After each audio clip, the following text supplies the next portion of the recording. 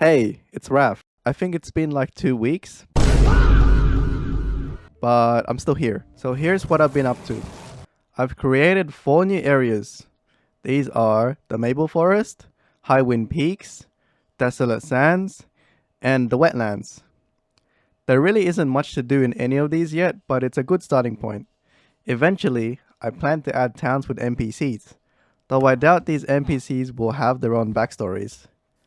They will very likely be more like villagers like Minecraft.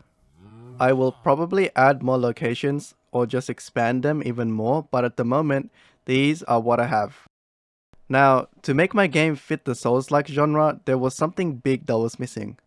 In my demo, the ability to roll didn't exist, so of course, I had to put that in. I think the hardest part was trying to draw the player animation to roll, cause it's just a little pixel character that I'm working with, but it turned out better than I expected. Flip this 90 degrees, then again, one more time. Perfect. That wasn't too hard. So I added a pop-up to let the players know you've dodged an attack successfully.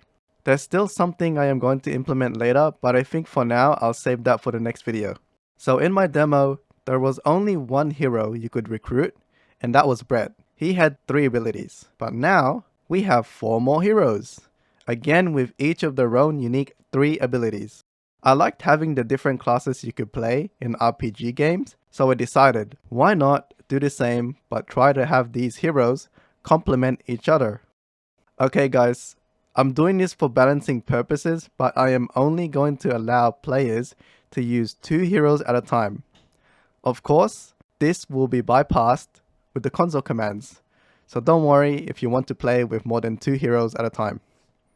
So let's go over these new heroes and their abilities. The first added hero, Milani the Huntress, she is of the Ranger class. Her first ability, Berserk, allows her to increase her attack speed. Ability 2 is called Rain of Arrows. Self-explanatory in the name of that one, but she pretty much just shoots arrows into the air and deals damage in the specific area. Her third ability is Blinding Light.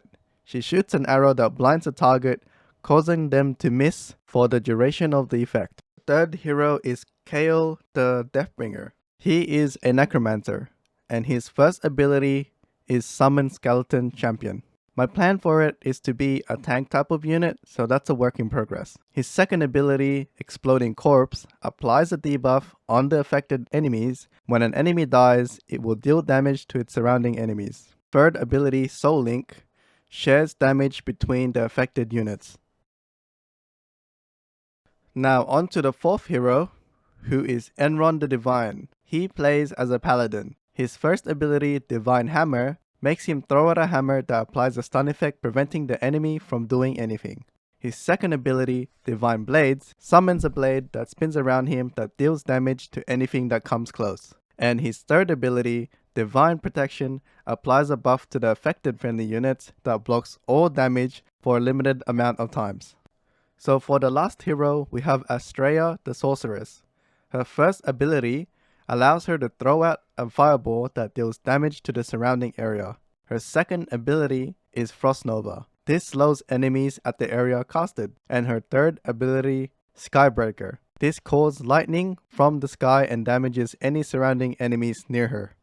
So that pretty much brings us to 5 unique heroes as their roles as the Warrior, Ranger, Necromancer, Paladin, and a Sorcerer. There is still one more slot left for a hero in the Hall of Heroes. Comment if you have any suggestions, or I'll just think of another one myself.